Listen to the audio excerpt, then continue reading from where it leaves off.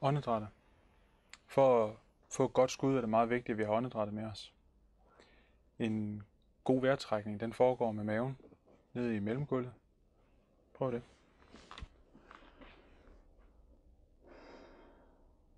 Godt.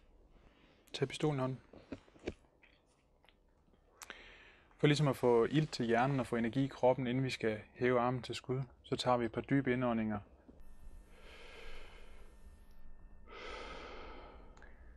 Når vi så hæver pistolen til skud, så gør vi det på et normalt åndedræt. Trækker vejret ind, stille og roligt. Når vi når i sigteområdet, sænker vi pistolen en smule, puster ud og holder vejret et kort øjeblik. Og sænker så armen på en udånding. Godt? Okay. Ja. Flot.